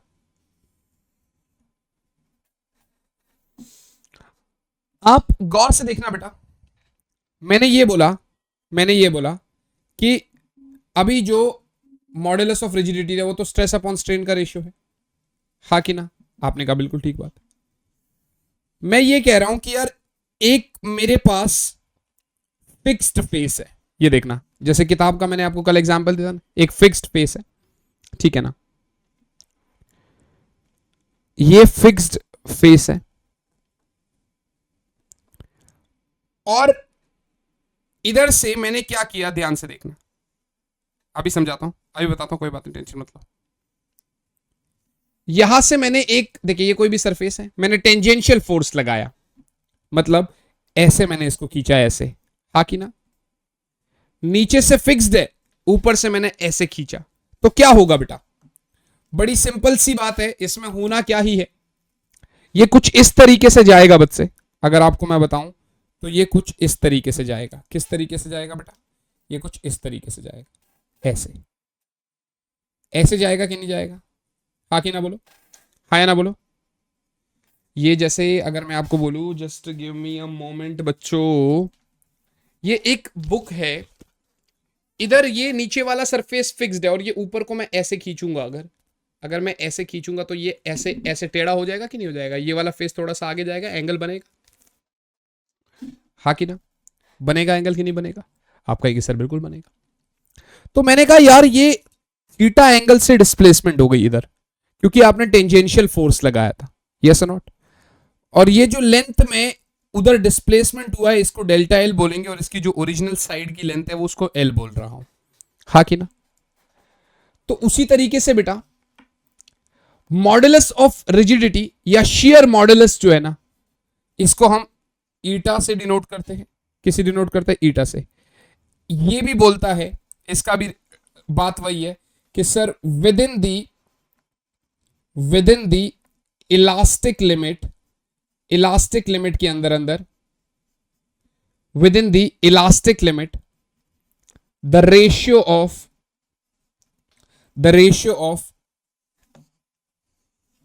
टेंजेंशियल स्ट्रेस टू टेंजेंशियल बोल लो या शियर बोल लो, shear strain is called modulus of rigidity. अब अगर आप गौर से देखोगे तो आप पूछेंगे ना मुझसे टेंजेंशियल स्ट्रेस क्या है बेटा, बड़ा ऑब्वियस सी बात है, टेंजेंशियल स्ट्रेस माने जो आपने फोर्स लगाया और जो एरिया है, हाँ कि ना, जिस सरफेस पे आप एरिया लगा रहे हो वो एरिया हो गया टेंजेंशियल। और अगर मैं आपसे टेंजेंशियल स्ट्रेन की बात करता हूं बेटा, अगर मैं आपसे टेंजेंशियल स्ट्रेन की बात करता हूं, अगर मैं आपसे टेंजेंशियल स्ट्रेन की बात कर रहा हूं बेटा, तो वो होता है मेरा सामने वाला लेंथ अपॉन ये वाला length. Got it guys. Tangential stress क्या है बेटा, force upon area. Tangential strain क्या है, डेल्टा एल बाय एल, और इन दोनों का रेशियो जो है ये F by A upon delta L by L हो गया। अगर मैं ध्यान से देखूं तो क्या टेन थीटा या छोटे एंगल के लिए theta delta L by L हो जाएगा, तो इसका मतलब ये हो जाएगा F by A into theta, हाँ कि ना। चाहे आप ये लिख लो, चाहे F by A into L by delta L लिख लो। I hope this is very very clear to you all बेटा। क्या मेरी बात समझ में आ रही है? एक बारी मैं दोबारा से आप लोगों को फटाफट बता देता हूं, ठीक है ना? ध्यान से देखो, ध्यान से देखो। मैंने बोला मॉडुलस ऑफ रिजिडिटी या शियर मॉडुलस की बात कर रहा है वो मुझसे, ईटा। ये कह रहा है कि sir with in the elastic limit the ratio of tangential stress to shear strain is modulus of rigidity. Tangential F force लगाया, सरफेस ए है तो एफ अपॉन ए तो टेंजेंशियल स्ट्रेस हो गया, और जो टेंजेंशियल स्ट्रेन है वो डेल्टा एल बाय एल है, तो ईटा हो गया F by A upon delta L by L, जिसको बोलते हैं F by A into theta. ये आपका इस तरीके से कॉन्सेप्ट है बेटा, एक बार लिख लीजिए। अभी मेरे हिसाब से ये क्लियर हो गया मॉडुलस ऑफ रिजिडिटी। मेरे हिसाब से ये मॉडुलस ऑफ रिजिडिटी क्लियर हो गया।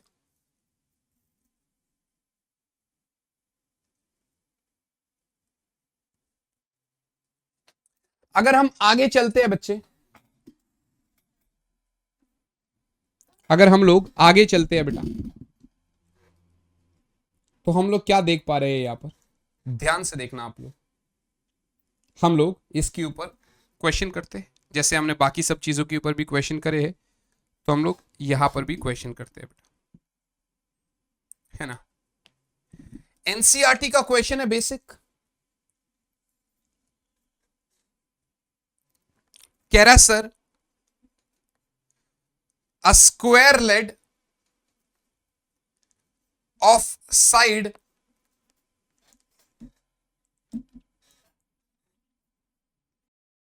तो a square lead of side 50 centimeter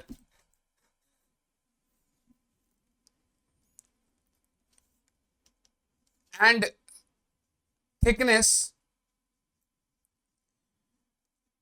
10 centimeter is subjected to a shearing force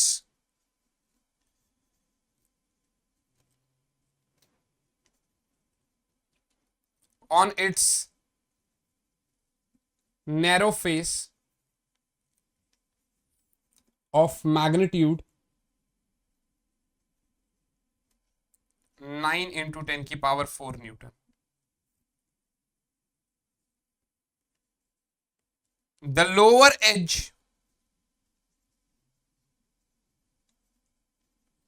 is riveted to the floor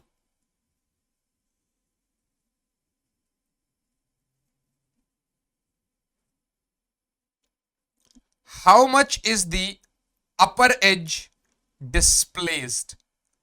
How much the upper edge displaced beta? How much is the upper edge displaced if the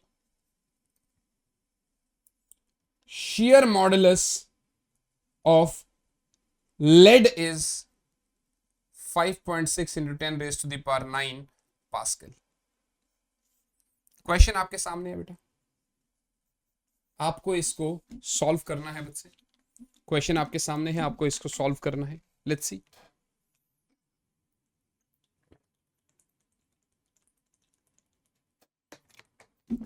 देखते हैं कि आप इसको कैसे solve कर पाते हो बेटा। देखते हैं कि आप इसको कैसे सॉल्व कर पाते हो बच्चे। हाँ जी बच्चा पार्टी।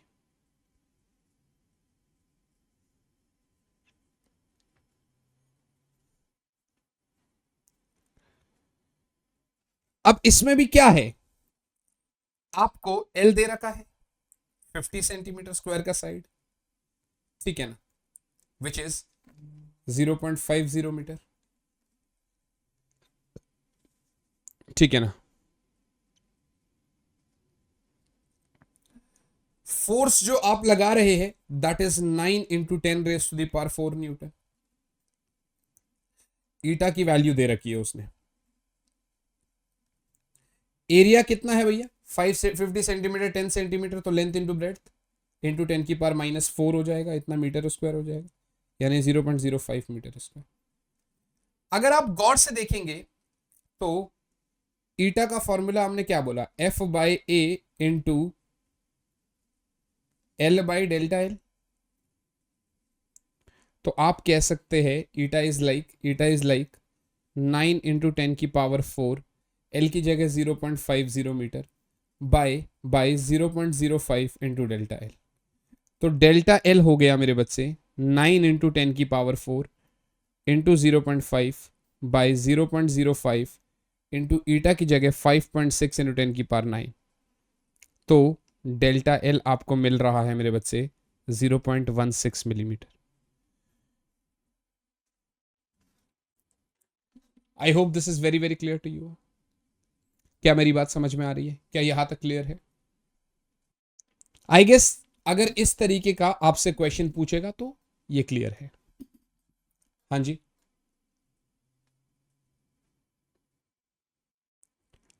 अब ये था आपका मॉडुलस ऑफ इलास्टिसिटी का पूरा पूरा कॉन्सेप्ट जो आपने पढ़ना था। ठीक है, ये था मॉडुलस ऑफ इलास्टिसिटी का पूरा पूरा कॉन्सेप्ट जो आपने पढ़ना था। अब मैं आपको क्या कराने जा रहा हूं, एक बिल्कुल ही नया unique concept, that is elastic potential energy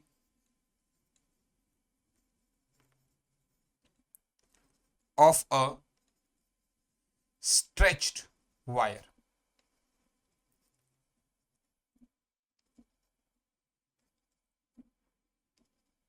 elastic potential energy of a stretched wire. बेटा स्ट्रेच्ड वायर का इलास्टिक पोटेंशियल एनर्जी, अगर मैं ध्यान से देखूं, मान लेते हैं कि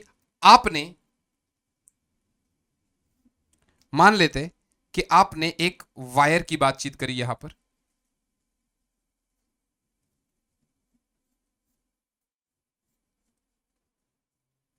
वायर की बातचीत करी आपने तो F फोर्स लगाया जिसकी वजह से Δl लेंथ बढ़ा, ओरिजिनल लेंथ वाज L बेटा।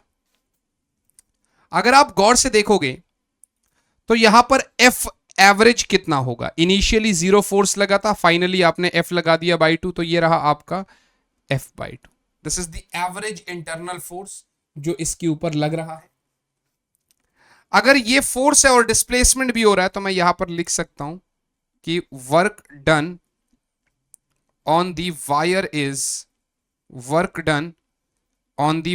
इज तो W हो जाता है average force into Δl, which means F/2 Δl। ये हो रहा है एवरेज फोर्स बेटा। यही वो फोर्स है जो एनर्जी के फॉर्म में स्टोर हो रहा है, तो मैं लिख सकता हूं that this work done is stored as elastic potential energy in the wire। This work done is stored as elastic potential energy in the wire। तो U को आप कह सकते हो 1/2 F इंटू Δl, जिसको आप कह रहे हो half into force into increase in length Δl। अगर मैं U कह दूं इसको कि भैया 1/2 है, मैंने एरिया से डिवाइड करा, ठीक है ना, और एरिया से ही मल्टीप्लाई करा, तो मैं ये कह रहा हूं कि F इंटू Δl तो था, A और L से डिवाइड करा और A और L से ही मल्टीप्लाई कर दिया, तो ये आपका हो गया हाफ, ये हो गया स्ट्रेस, ये हो गया स्ट्रेन, और ये हो गया वॉल्यूम।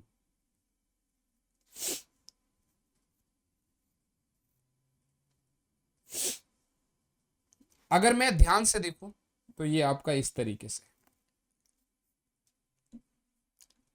अब ये तो मुझे समझ में आ गया कि भाई यू तो मेरा half into stress into strain into volume है, ठीक है ना। तो अगर potential energy per unit volume पूछेगा फिर मैं क्या करूंगा,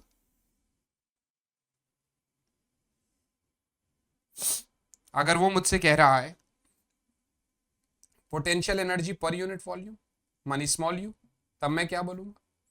तो मैं कह दूंगा कि this is half into stress into strain, half into stress into strain, या फिर स्मॉल यू को मैं हाफ इंटू स्ट्रेस की जगह यंग्स मॉडुलस इंटू स्ट्रेन भी लिख सकता हूं, और एक और स्ट्रेन ऑलरेडी है तो इसलिए half into Young's modulus into strain का स्क्वायर भी हो जाएगा, ऐसा भी लिख सकता हूं।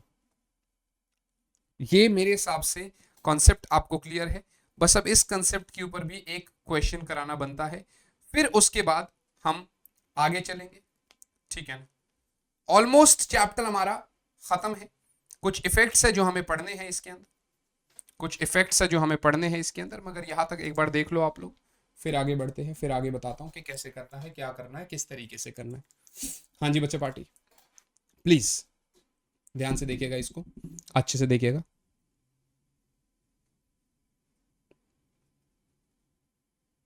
ठीक है ना बेटा।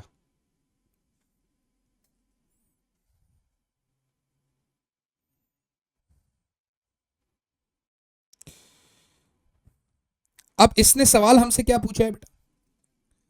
सवाल क्या पूछता है इसके अंदर हमसे? कह रहा sir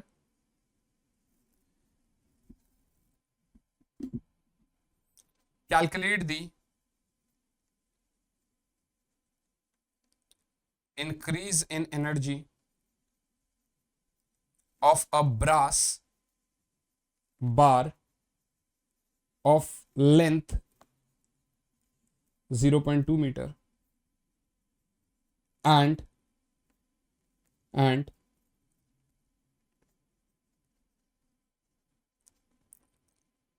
cross sectional area 1 centimeter square when compressed with a load of 5 kg weight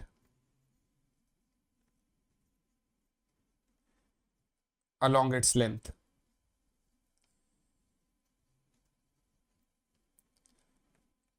Young's modulus is 1 into 10 की power 11 Newton per meter square and small g is 9.8 meter per second square. I hope this is very clear.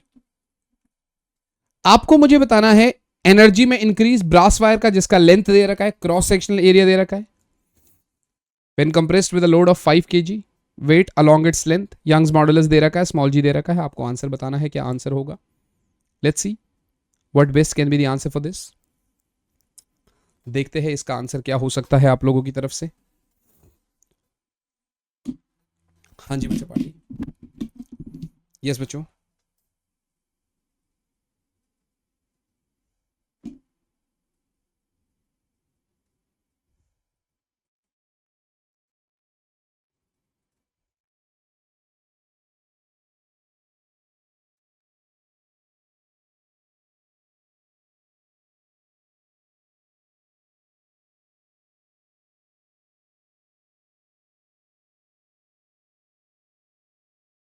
करवा देता हूं इसका answer, देखते हैं क्या इसका answer आता है। Let's see. सो अगर मैं बोलूं तो u का जो वैल्यू है that is half into stretching force into delta L बेटा, राइट। यंग्स मॉडुलस को क्या बोल सकता हूं, F by A into L by delta L.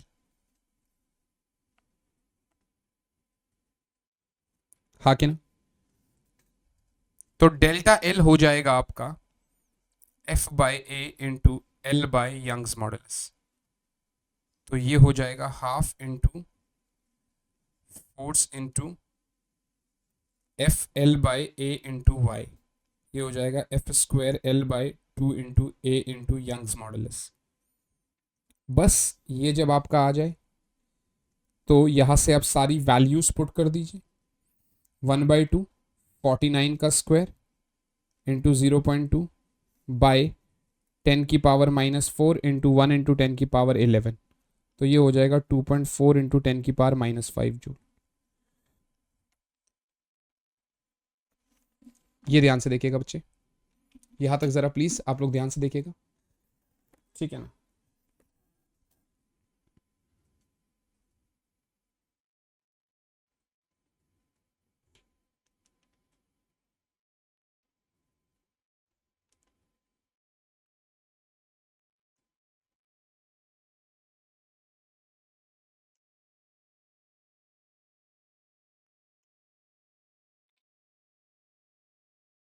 Sir audio and video आगे पीछे हो रही है।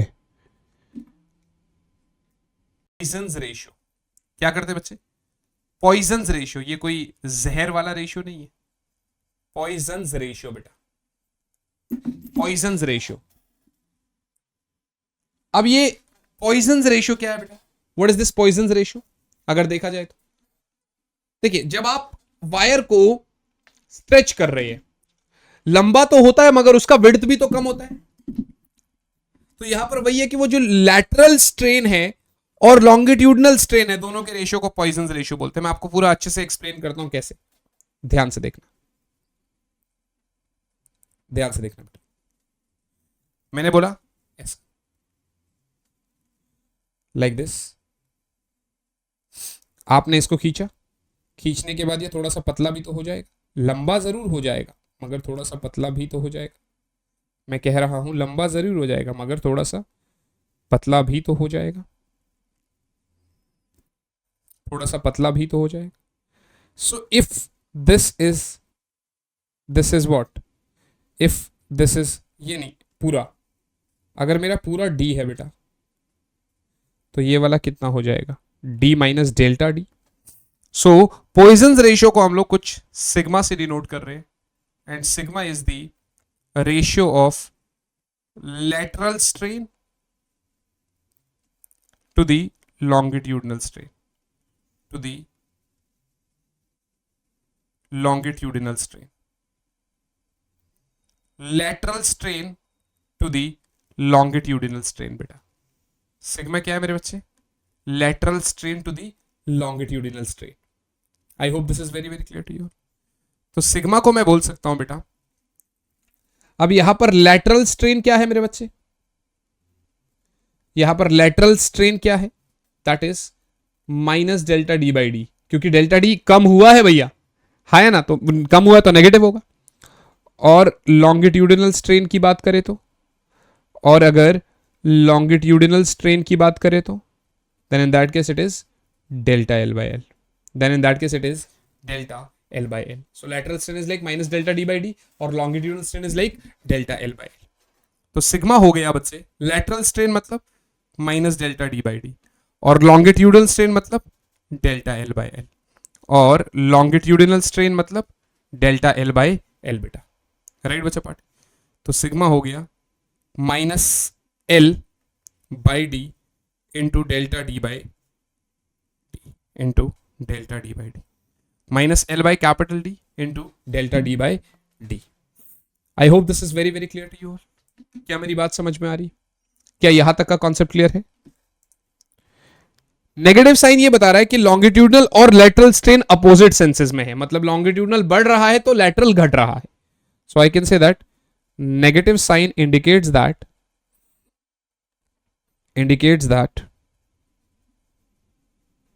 longitudinal and lateral strains are in opposite sense, that longitudinal and lateral strains are in opposite sense beta। Negative sign indicates that longitudinal and lateral strains are in opposite sense beta।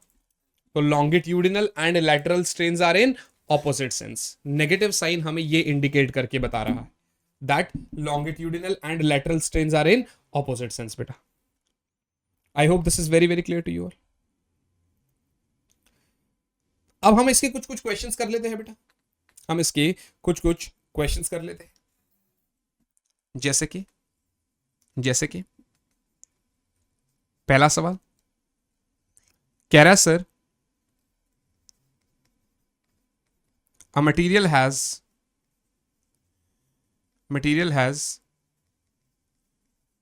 Poisson's ratio 0.5. If a uniform rod of it suffers a longitudinal strain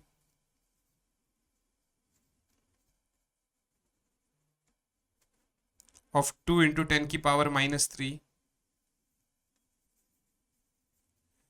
what is the percentage increase in its volume?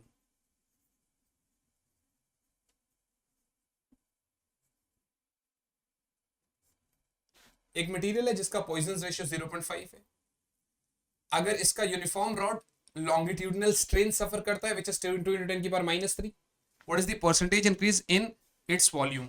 Then what is the percentage increase in its volume बेटा?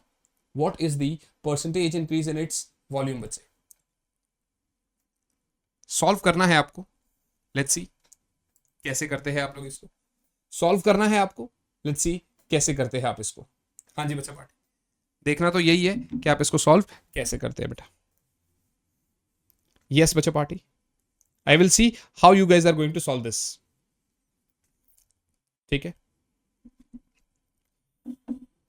सो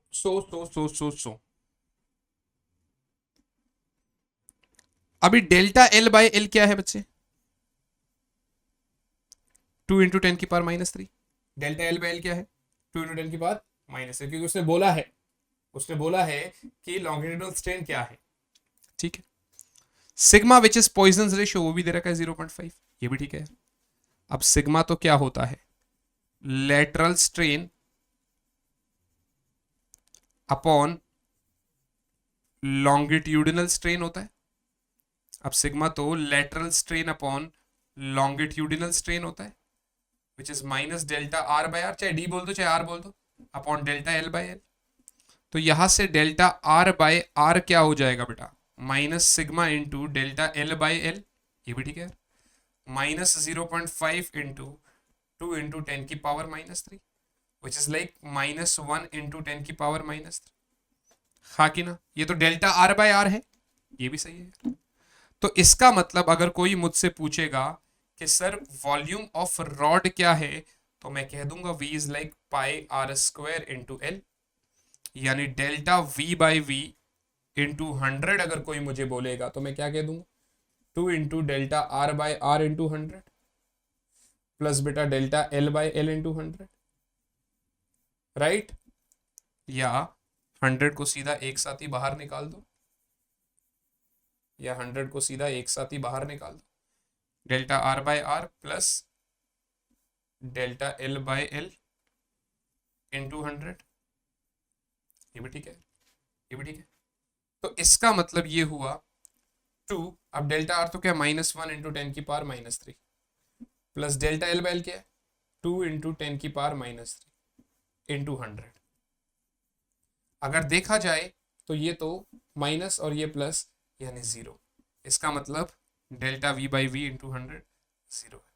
तो अगर आपने देखा तो volume में जो increment आया वो 0 आया, यानी कि उसमें लॉन्गिट्यूडिनल स्ट्रेन भी आया, लैटरल स्ट्रेन भी आया, और उसके अकॉर्डिंग जब हमने देखा तो वॉल्यूम में कोई चेंज ही नहीं आया, वॉल्यूम इंक्रीमेंट 0 आया। तो इसका मतलब वॉल्यूम में कोई भी चेंज नहीं आया बेटा, इसका मतलब वॉल्यूम में कोई भी चेंज नहीं आया मेरे बच्चे।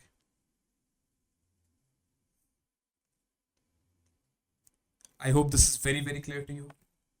मेरे हिसाब से तो ये क्लियर है। आप ऐसा ही एक और क्वेश्चन दे देता हूं सो दैट आप कर भी लेंगे, इससे आपका कॉन्फिडेंस लेवल भी बूस्ट हो जाएगा और मुझे भी अच्छा लग जाएगा, है ना बेटा? So I am just giving you one more question, same ऐसा ही, बिल्कुल एक ऐसा ही और क्वेश्चन दे रहा हूं। सवाल क्या है बच्चे? कह रहा है sir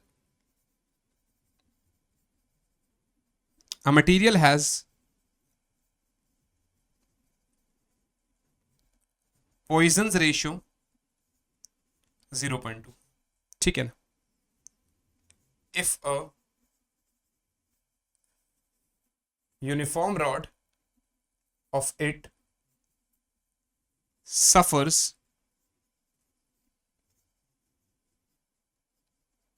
longitudinal strain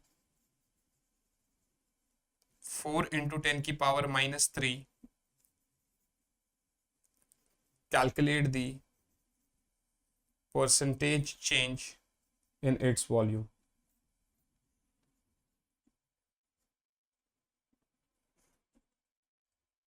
A material has Poisson's ratio 0.2. If a uniform rod of it suffers longitudinal strain 4 into 10 की power -3, calculate the percentage change in its volume बेटा.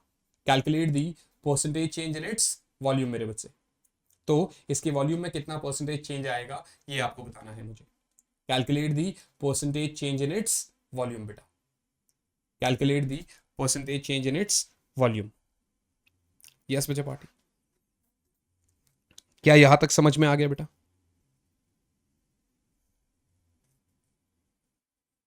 क्या इस बात में तो कोई प्रॉब्लम नहीं है बेटा? करोगे? ट्राई करो एक बार, खुद से ट्राई करो. खुद से ट्राई करना जरूरी है. फिर तो मैं तो बताऊंगा ही आपको, है ना बच्चे? फिर मैं तो बताऊंगा ही आपको.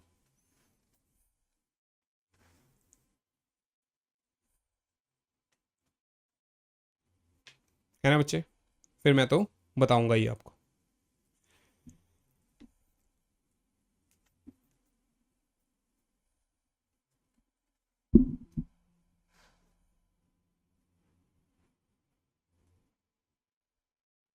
चलिए बता देते हैं. एक मटेरियल है जिसका पॉइजन्स रेशियो 0.2 है, यूनिफॉर्म रॉड इसका लॉन्गिट्यूडनल स्ट्रेन सफर कर रहा है, तो percentage change in its volume. इसका मतलब यार देखिए, सिग्मा तो क्या होता है, minus delta R by R upon delta L by L. तो इसका मतलब डेल्टा आर बाय आर जो होगा वो क्या होगा, minus sigma into delta L by L, या फिर I can say minus 0.2 into 4 into 10 की पावर -3, या फिर it is like minus 0.8 into 10 की पावर -3 जैसे अभी किया मैंने. This is delta R by R. तो वॉल्यूम फिर भी आपका पाई आर स्क्वायर एल होता है.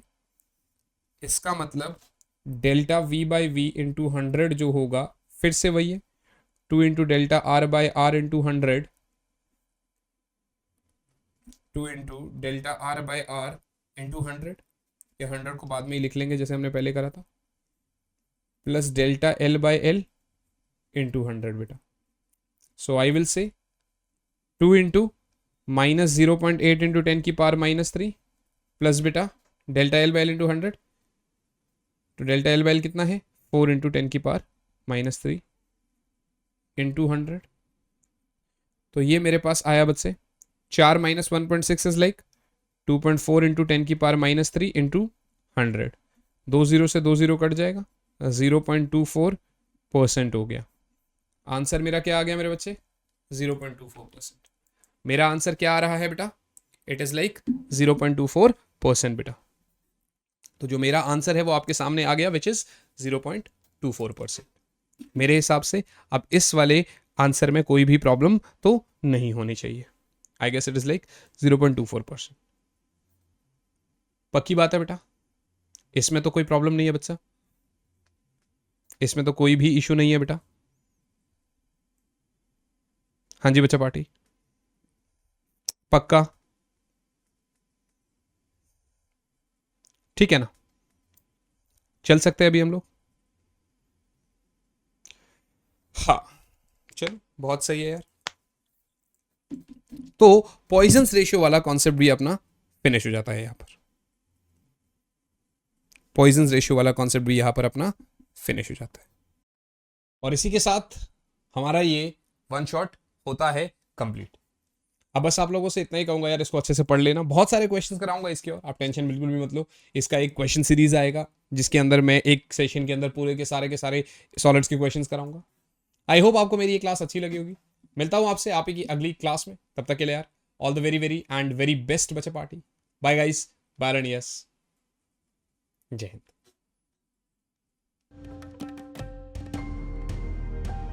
Keep imbibing.